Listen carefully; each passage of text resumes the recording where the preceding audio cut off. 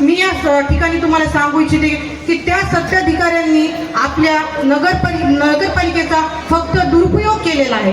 त्यांनी कुठल्याच कामामध्ये या गोष्टीचा उपयोग चांगल्या पद्धतीने केला नाही. कारण मी आज वार्ड 10 क्रमांकमध्ये फिरत होते, त्या ठिकाणची तर इतकी दयनीय अवस्था आहे की अक्षरशः नाल्यांचं रूपांतर हे नदीमध्ये झालेलं आहे. आणि प्रत्येक महिलेने मला त्या ठिकाणी कळकळून विनंती केलेली आहे की ताई, आम्ही तुम्हाला मतदान करू, पण तुम्ही प्रत्यक्ष जातीने या ठिकाणी लक्ष द्या आणि आमच्या या भागाचा विकास करा. या सर्व गोष्टी पाहताना माझ्या डोळ्यात आज अश्रू आलेले आहेत.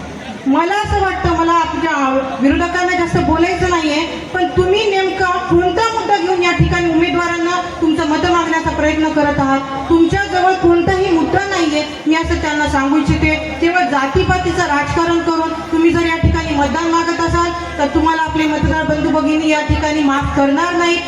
काल मोठीताईंनी आपल्याला संबोधलेलं आहे की त्या नगराध्यक्ष पदाचे उमेदवार त्या नगराध्यक्ष राहिलेले आहेत. जर ज्या व्यक्तीला नगराध्यक्ष पद किंवा नगराध्यक्ष म्हणजे काय असते, त्यांच्याकडे निर्णय घेण्याची जी क्षमता असते हे जर कळत नसेल तर त्यांना तुम्ही सत्ता देणार आहात का हो? ज्या व्यक्तीनं आपल्या वार्डाचा विकास करता आलेला नाही ते आपल्या शहराचा विकास करू शकतील का? नाही, कधीच नाही.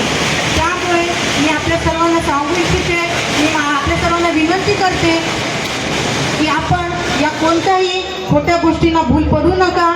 आपल्याकडे सर्वात महत्त्वाची बाब म्हणजे आपल्या एकनाथ शिंदे साहेबांकडे नगरविकास खातं आहे. त्या नगरविकास खात्यामुळे आपली केंद्रात सुद्धा सत्ता आहे, आपली राज्यात सत्ता आहे, त्यांची कुठंच नाहीये.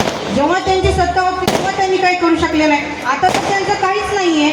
तर त्यामुळे ते आपल्या काय विकास करणार आहे?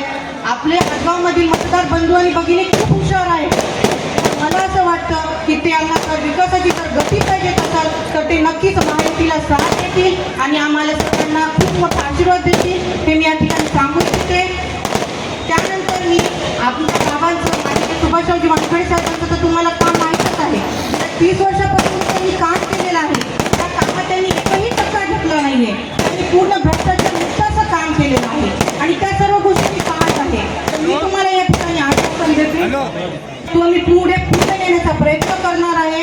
त्यानंतर आपल्या हदगाव आणि हिमायतनगर